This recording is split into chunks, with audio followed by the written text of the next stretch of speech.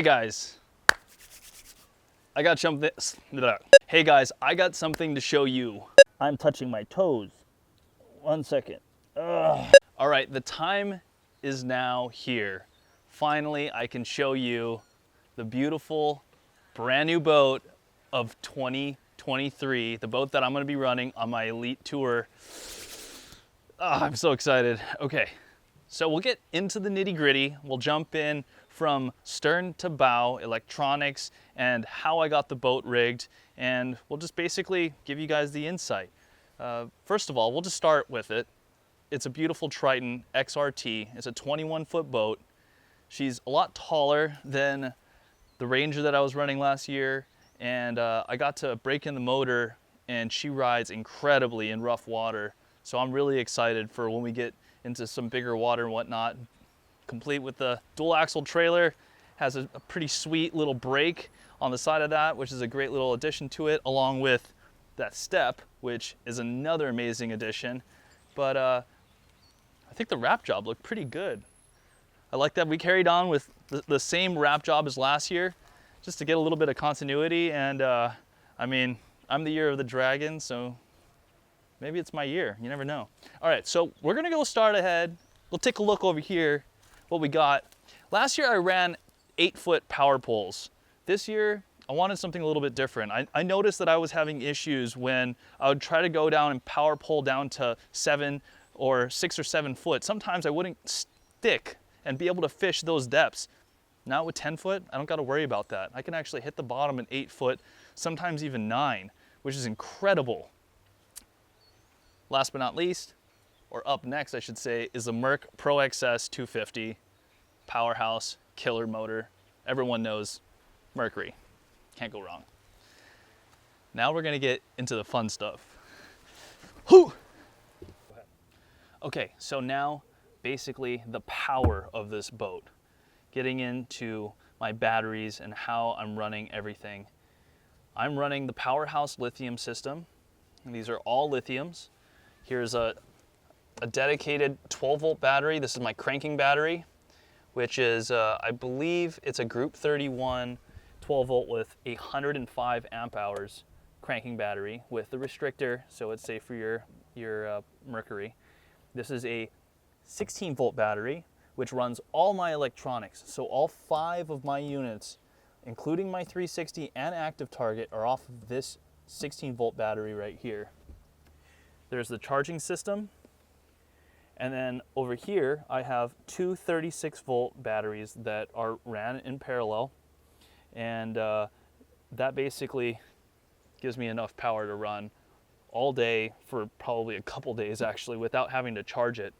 And it's really unique and cool is that while you're running and moving around, while your big motor's going, it's utilizing the power from the alternator and the big motor to charge every single one of the batteries in this system. What's also unique is if the 16 were to, for some reason, go out after fishing for 5-6 days or whatever, I can use my Perco switch and switch it over and then go off of the 12 volt. So I have backups for everything, basically. Little fail safe for that guy. And then if this, all I'd have to do is just take off this parallel lead and then I would have another 36-volt battery. So it's always good to have backups, especially in a tournament scenario and situation. So this year, I'm also running a boat alarm system. Something I've always thought of in the past that I wish I had, because people have locker bars and that kind of stuff, but still, you can still get a locker bar off and you don't really know. Someone could be making off with thousands of dollars worth of equipment and you have no clue. But now, with this new boat alarm system by Angler Armor, everything is on my phone. So right here is, I have the processor, I have the alarm system, and every single compartment has a little puck sensor that is able to basically all talk to the computer, and it sends me an up-to-date message if anything were to go on.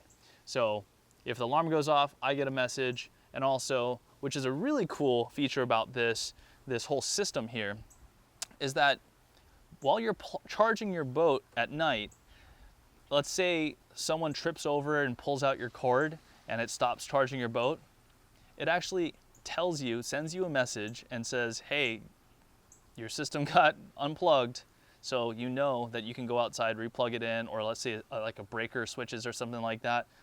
I think that's ingenious, because I can't tell you how many people, including myself, has had times where, man, did I plug in my boat at night? Or I hope that breaker didn't switch. Now we don't have to worry about that. Now it's all solid due to Angler Armor. So go ahead, check those guys out. I'm gonna have a little code for you for Angler Armor and a code for Powerhouse Lithium in the description below. So make sure, don't sleep on that stuff. Save you some money. All right, now on to the console, the cockpit, the captain's helm, whatever you want to call it. Either way, this is a really nice, big, comfy seat. Again, adjustable, really nice, big, robust shifter. Dual HDS 12s here. One so I can side scan and see very clearly. Another one that I can get my mapping in 2D. Everything is right here. Last year I was running 112 and having to split up side scan and 2D and whatnot, and however configuration you could figure it out, it was still on the smaller side.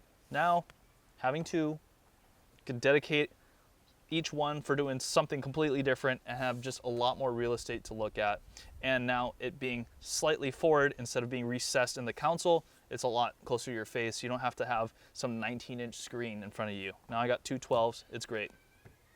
This system comes with a Raymarine touchscreen, which is kind of neat. First time I've ever had it. I'm honestly interested to see how she goes, but it's cool because it has all my gauges and whatnot on it. It has all my controls for my live wells and the lights and whatnot, all here in this Raymarine system.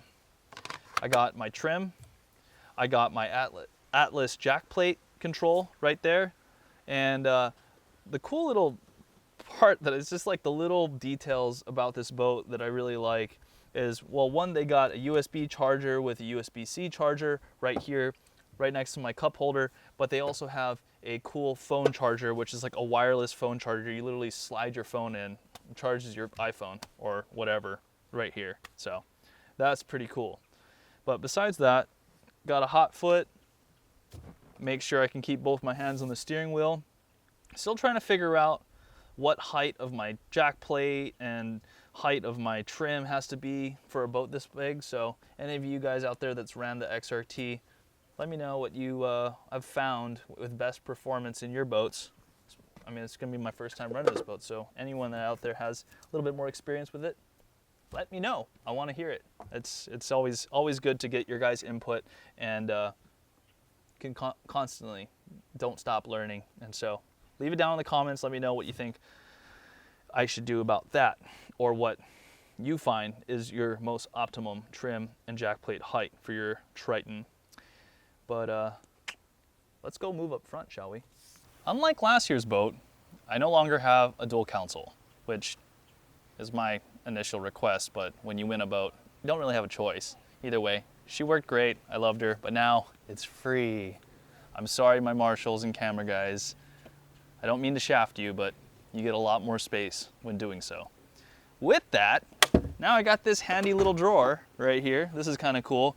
I can put stuff like extra pliers, some live well treatment, and whatnot. That stows really nicely. Extra little tray for if I need to put any type of hooks or whatnot. This side compartment's kind of neat.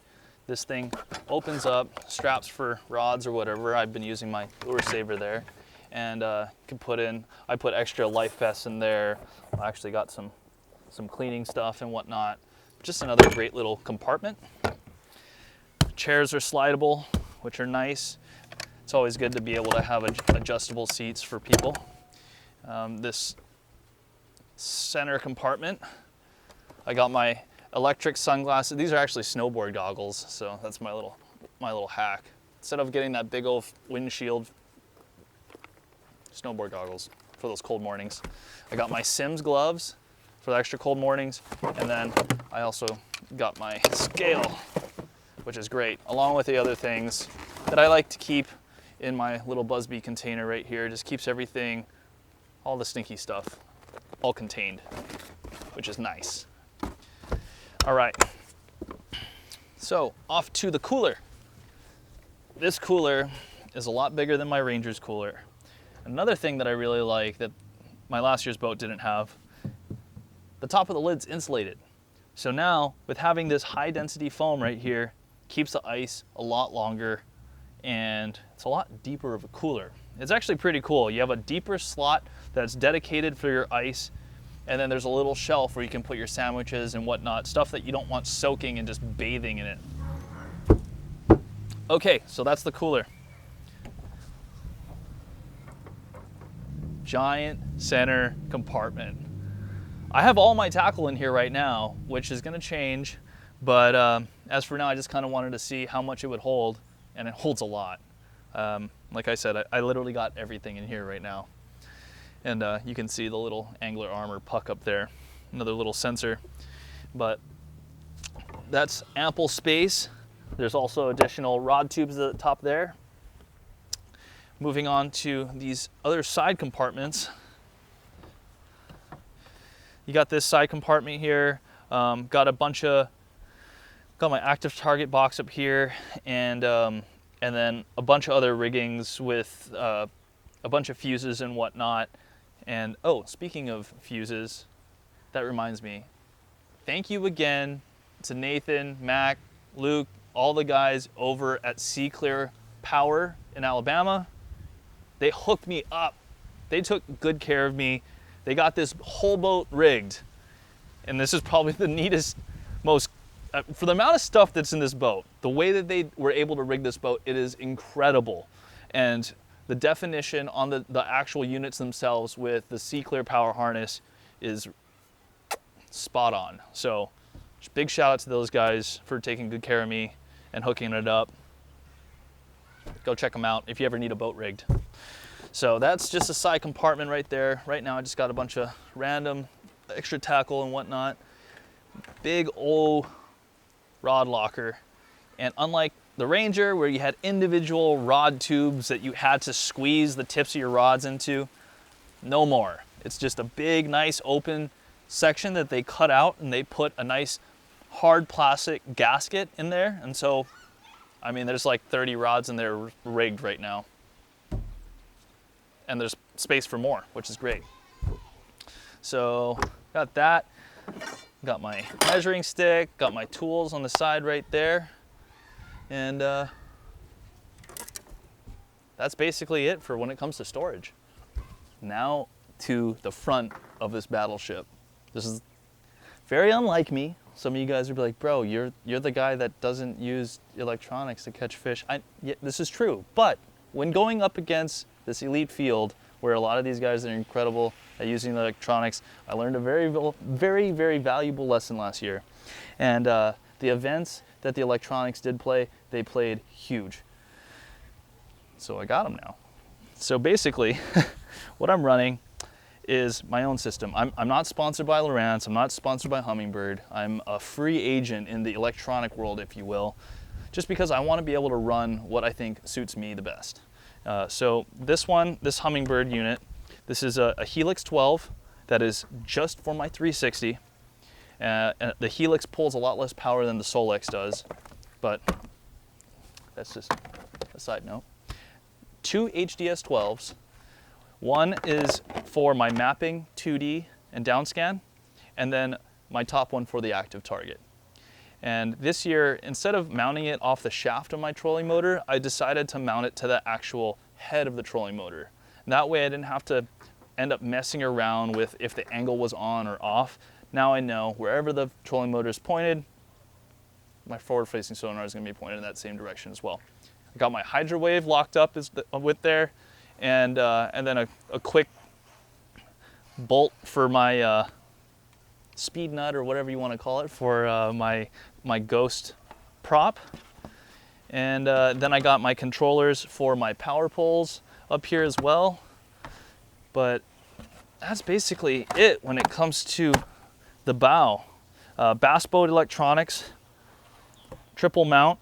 I got 2 short mounts for the for the 12s, and then I got a longer mount for the active target in the back, and just so it stacks nicely. And also this one's just slightly closer up, giving you a little bit more screen to look at when in the situations that you need to use it. But we're down here in Florida right now, and I'm hoping, and I'm probably not gonna be using that much for this next event, just because we're gonna be fishing the grass.